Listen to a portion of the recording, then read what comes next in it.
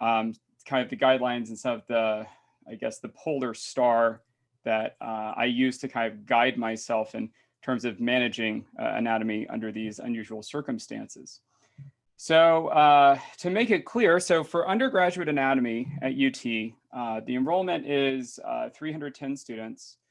This semester it was increased to 330 because we actually expected an increased pulse in students that didn't quite materialize, which actually made things a little bit easier. But when we teach anatomy, it's taught basically in three broad aspects. We have the lecture. This is obviously not me lecturing. This is not one of our lecture auditoriums, but this is not too different from the anatomy lecture experience that our students get at UT. They also have labs where they experience mostly anatomy through a rather large suite of models that we have built up over the decades. And also they get to experience prosected cadavers. Prosected cadavers are cadavers that were dissected by my instructors and myself. And I'll talk more about the kind of training my instructors have for the most part going into teaching in the anatomy lab. Our students do not dissect because when you have 310 students and 2 cadavers, you can do the math and figure out pretty quickly that that's not a feasible proportion to be able to do dissection. We basically provide the cadavers so that the students, for one, get exposed to something that's close to the actual anatomy. I always say that about cadavers because cadaveric anatomy, while it is obviously an embalmed individual, is not quite exactly the same as what you would see in fresh tissues, but it's close, and it gives them, more importantly, a sense of variation. And that is probably the chief most thing that cadavers provide for students in the lab and the lab experience. And of course, that's not necessarily something that we can deal with in a pandemic. So just to give you an idea of which students we have in the course. So just so you know, I do surveys of students every fall. So in addition to the Tennessee Voice system, I have a pretty extensive survey that students voluntarily fill out. Almost all the students do it every fall in the lab about this time in the semester to give me feedback about how they studied, what worked and didn't work in the course, and also to get some demographics. So you can see that in the previous 2 years, in 2018 and 2019, the majority of our sophomores, these are sophomores, juniors, and seniors, the majority of our sophomores are nursing students, which makes sense because the nursing curriculum requires them to take anatomy during their second year in the program.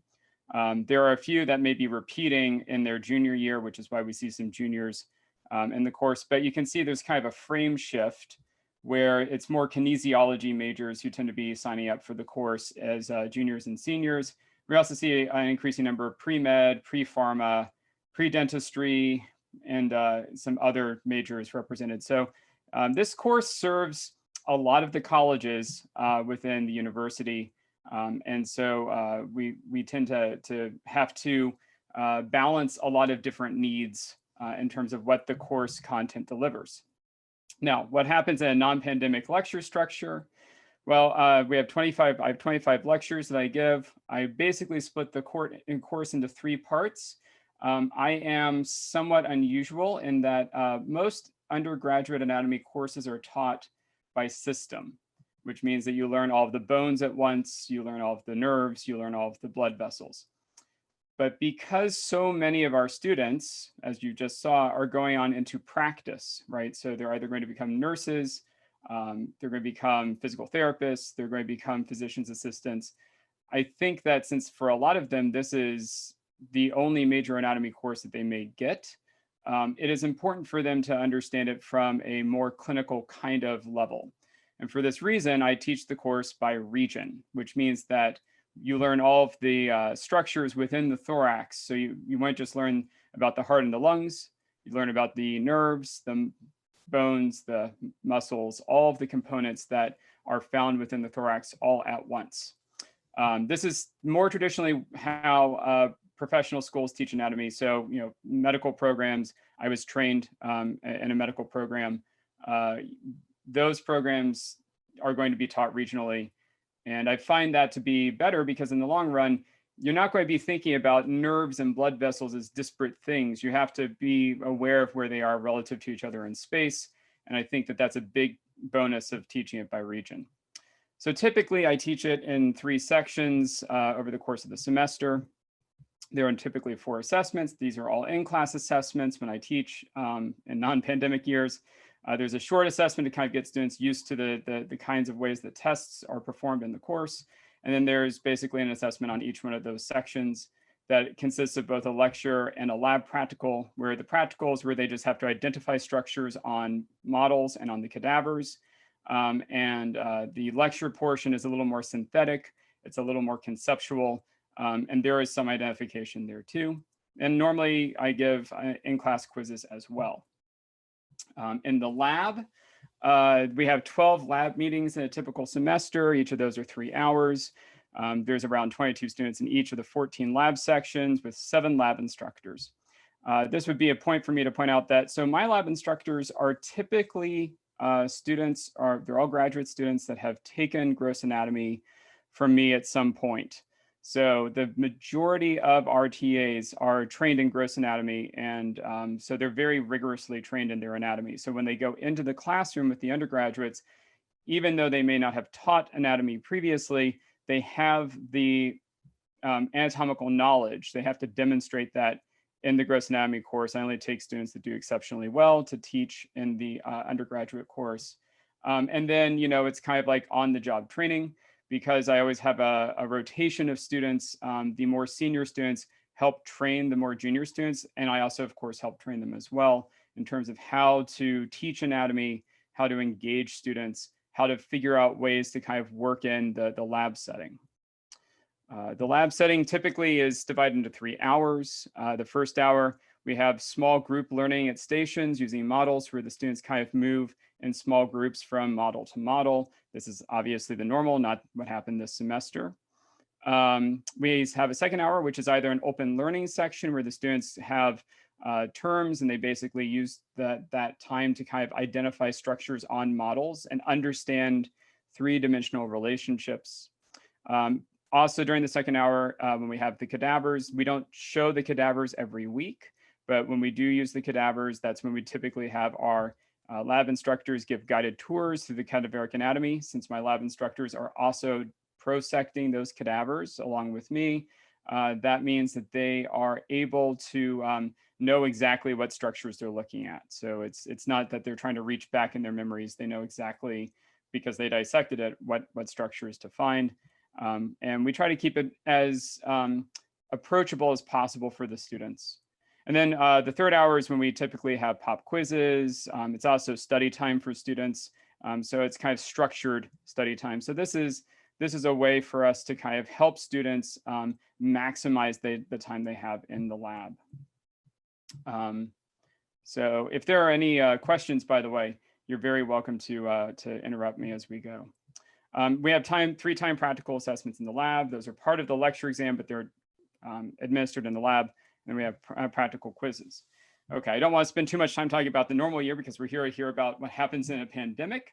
But I should mention that in my typical fall anatomy course, I make heavy use of Canvas. I have made heavy use of Canvas over the years. I post all my PowerPoint slides from the start of the semester so students can download them, they can print them out, they can write on them. They're image heavy. They can delete labels off of them and relabel the slides to give them another resource. We've also been very benefited from having the anatomage table at the library. For those of you who don't know about this, it is basically a very large tablet, if you will, that is in the library that has a preloaded series of cadavers. Since it's a touch table, you can manipulate the cadavers, you can do virtual dissection.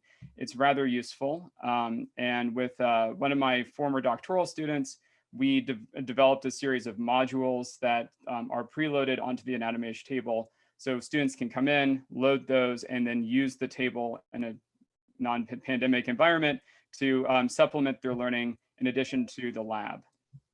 And of course, I provide a lot of additional study aids, I provide old exams for students. I don't reuse my exams, which is a special challenge in writing new exams. After 12 years, I'm starting to run out of new ways to write exam questions, but I'm still finding ways to do it. And then, of course, we provide terms lists for students. So this is the typical anatomy setup for the fall.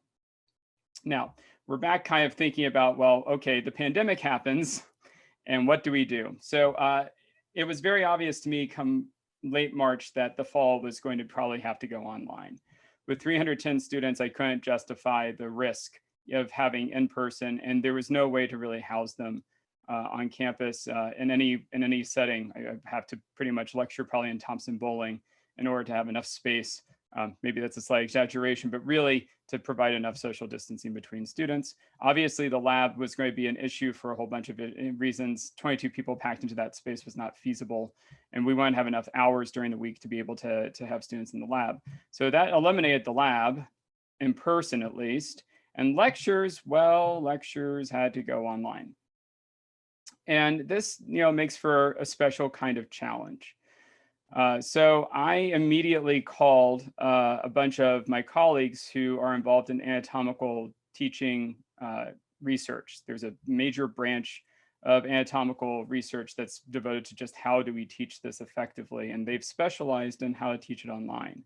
And kind of took a lot of advice from them and kind of came up with some solutions that were unique for our needs. So coming into the fall, my key concerns were, first, how do I teach a tactile 3D visual science wholly online?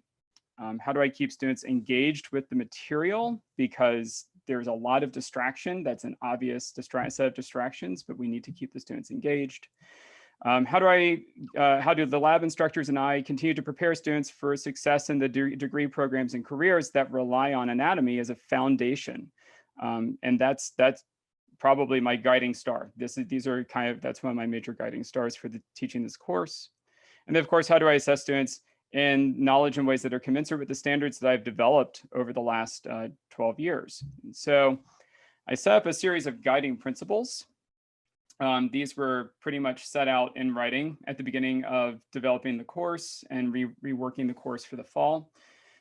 First was to be flexible, transparent, and to make all decisions clear, because I think the one thing that can sink any sort of course, but especially a course the size of this one, is if the students think that there's some sort of nefarious ends that are taking place on the part of their professor or their lab instructors. So trying to have that be a philosophy from the start has actually paid major dividends this semester. I think the students have benefited a lot from the transparency that we've had, and I'll bring that up toward the end of my presentation. It's also important to provide as many learning modalities as possible.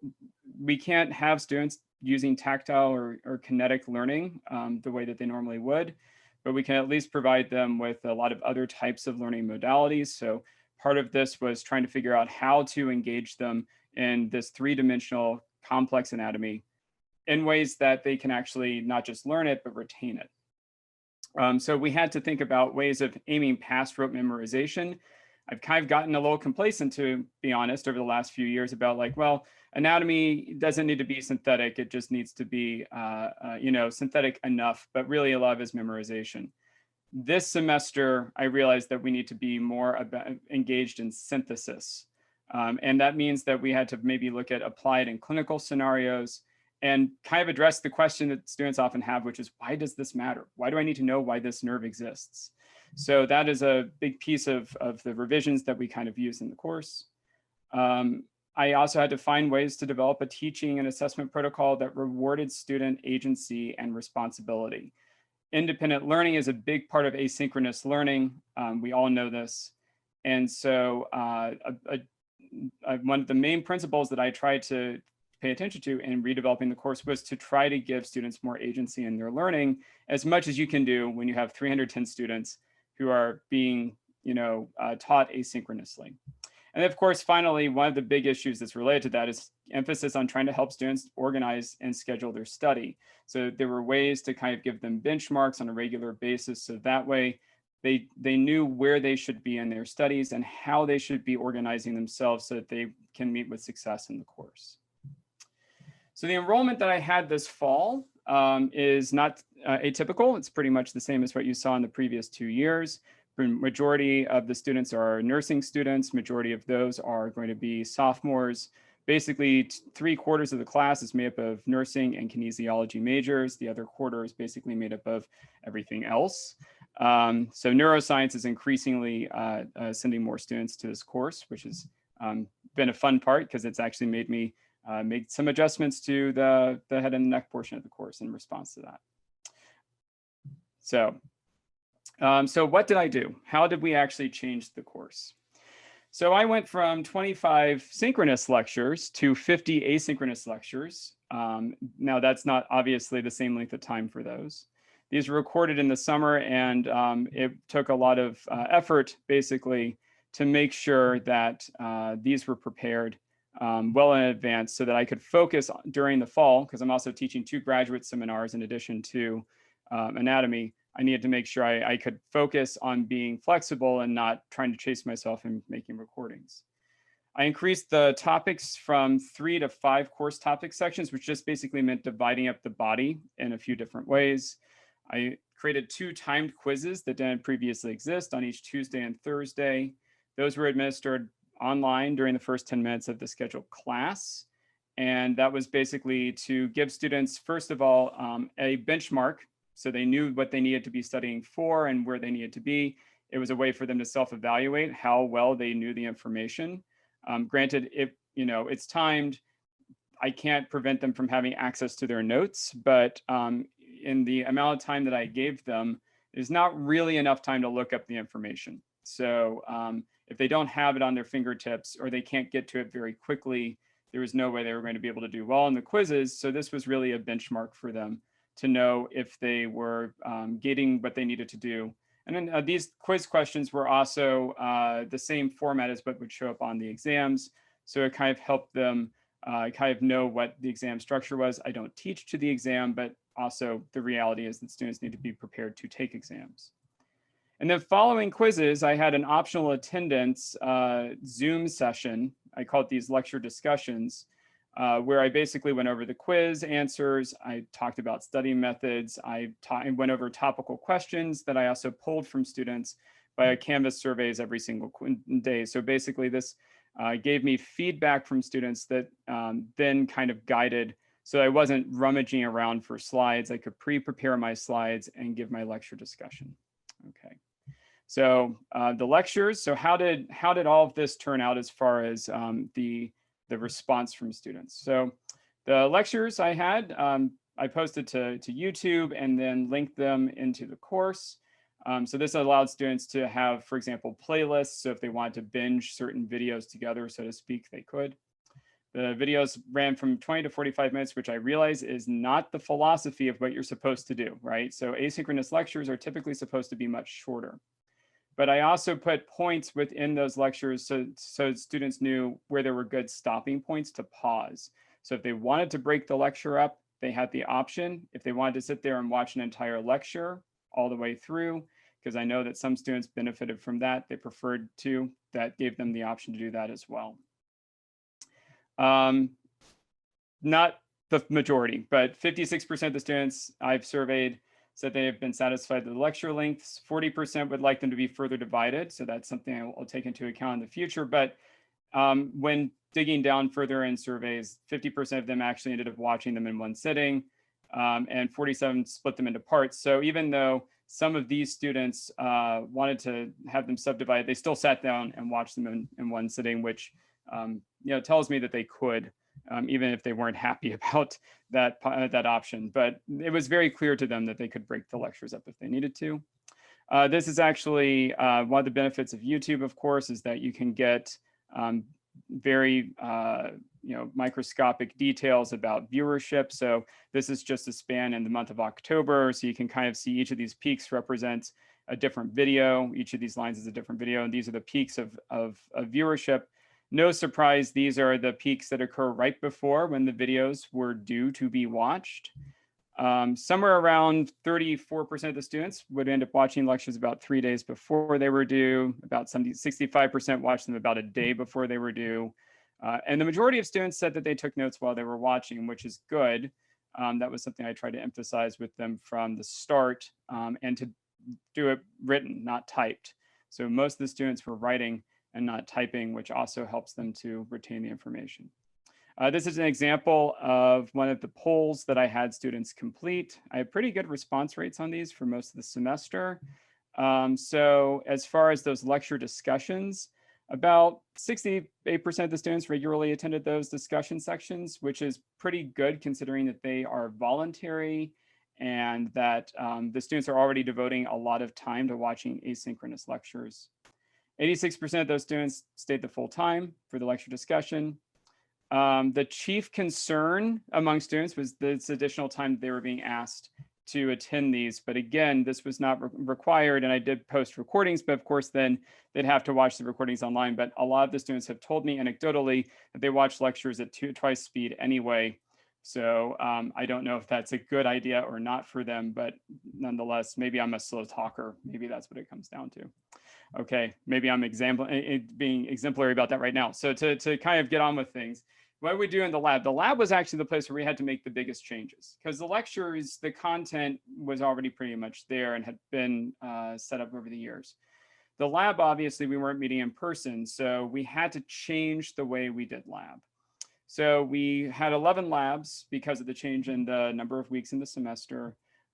We also have an orientation that we give the students. So the orientation was crucial this year to kind of help students get set up for expectations and what they need to do in the lab.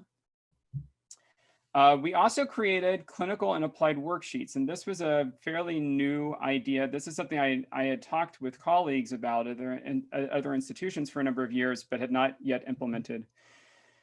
Basically, I tasked my lab instructors to actually create these because I thought that they would be more creative than I might be in setting these up, and all of them have been trained in gross anatomy, so they actually had a fair amount of experience. Obviously, I vetted all of them for accuracy and appropriateness before they were implemented. The worksheets were standardized, and the answers to the worksheets were standardized. So all of my instructors were grading on the exact same rubric. They ranged from having clinical cases to model learning to applications. One of my instructors actually is a certified yoga instructor, so she volunteered to do a video of herself doing yoga, and then we used that to talk about movements of limbs. We had a bunch of those kinds of applied scenarios for students. And then in the lab, the instructors would introduce scenarios. They would then have those students go into breakout sessions on Zoom and work in small groups to complete them. We also have pop quizzes and study methods discussions by instructors in the lab. So this was a way for us to kind of keep on top of and reinforcing what they were doing in the lecture, since that was not as in person. This was the students' major in-person interaction on a weekly basis. Okay. I realize the time is short, so I'm going to try to get through this as quickly as I can. So there's this one issue, of course. How does one replace models in the cadaver? Well, we created 400 images of the models, both with and without labels, posted those on Canvas. Lab instructors also filmed and narrated 30 videos, touring students through videos through the structures and key models. We also have Visible Body, which is a virtual cadaver software. We actually vetted this 2 years ago. It was just happenstance foresight that came on. We bought our license at UT Libraries last December. So not 2020 or 2019, but or sorry, 2019, yes. So we've had it for a year, and it's just lucky that we got it when we did, because we relied on it a lot this semester. I also gave students images from cadavers that are at University of Michigan rather. This is Visible Body. If anyone is interested to check it out, it's very good software. It's actually fairly accurate. There are a few things that I always say could be improved, but nothing's perfect, and it's great in the fact that it's no cost to our students. It's freely available, and it allows them to do three-dimensional virtual manipulations that they cannot do in person because they're not seeing the models in person. Despite the bank of photos. Okay, so what's the big take home? How well did this all do? So first of all, we asked students how well these new scenarios and worksheets worked out. And majority of students found them to be useful in various ways, identification of structures and applied anatomy especially. So I think this is an important aspect to think about, that students were on the whole, finding the worksheets to be useful. We also looked at, well, when we're trying to get students to study in groups in lab, did that translate to how they studied outside of class? Not really. A lot of them still studied alone, but that may be the logistics of what happens when you're in a pandemic. Of course, only around 60% of the students said that they read the textbook, and I think they're being honest on these surveys. So I think that's probably reasonable. But most of them do use schematics, and they do draw, which is an important way of learning anatomy. I did find one curious little footnote. A lot of students access visible body, but a majority of them actually could not use it on a regular basis because they didn't have fast enough computers or fast enough internet. And this is one of those things that was an unexpected wrinkle in thinking about how we teach online, because we assume that students, a laptop is a laptop, they can access it, but this software has just enough requirement that it's probably exceeding what a lot of our students have in their own capacity. And so that's something that I think everyone should take home. All right, the last thing I want to mention is how we changed assessment. So I expanded from 4 to 5 lecture exams. The first exam was done the way I would typically do it, lockdown browser. I took my existing exam structure, modified it for Canvas, put it onto Canvas, gave it to the students, and then watched in horror while I was moderating the exam as about 1/3 of the students did not complete on time. And it was because of the design of the exam. It was because the exam did not translate well because I don't do multiple choice. I do more synthetic kind of like fill in the blank and some kinds of like multiple choice, but they're disguised multiple choice. Long and the short of it is that it didn't work.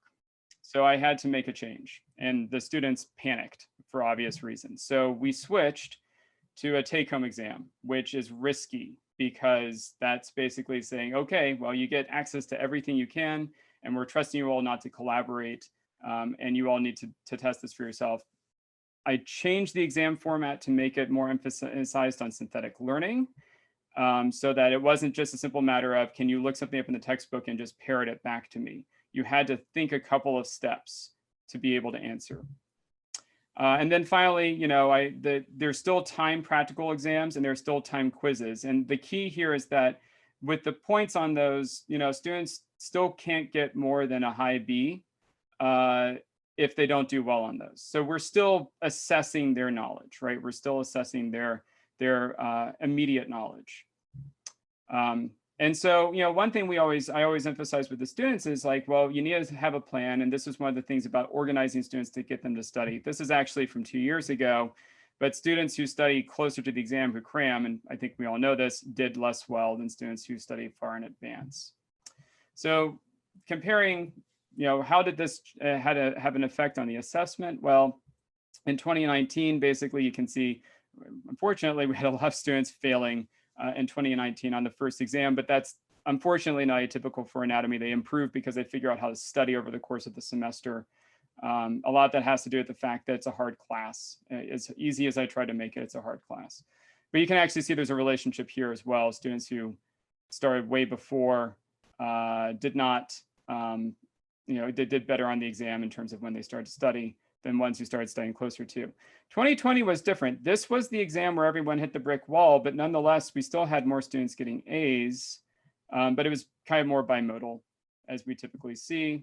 So we made adjustments. I made adjustments to the way the exam was given. I made adjustments to the way I structured when the exams happen, reinforcement of study methods, a whole bunch of other changes we made in the lab to try to help students. And this was the result.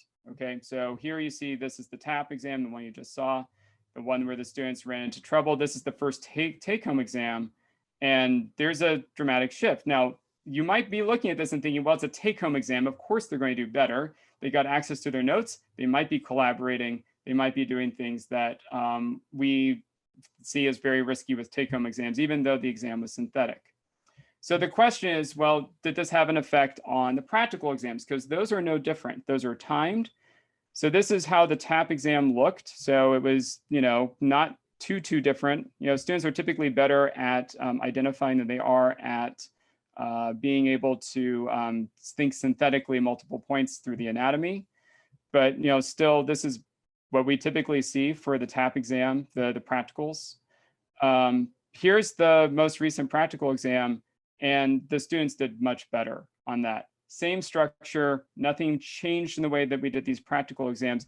This to me tells me that they are actually learning the material, because you can't do these practical exams. There's there's less than a minute per question.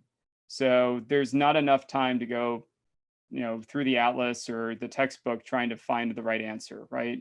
So this is information they have to have at their fingertips. This tells me that the changes that we've been making actually worked. And the take-home exam actually probably gave the students a little more incentive to really think deeply and integrate the anatomy.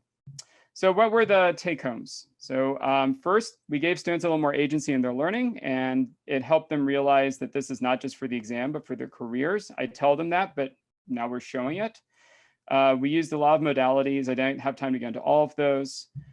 We provided many opportunities for students to encounter information in multiple contexts. And I think that's an important aspect of online learning. And then finally, we were flexible, we were transparent, and we weren't afraid to make course corrections when they were necessary.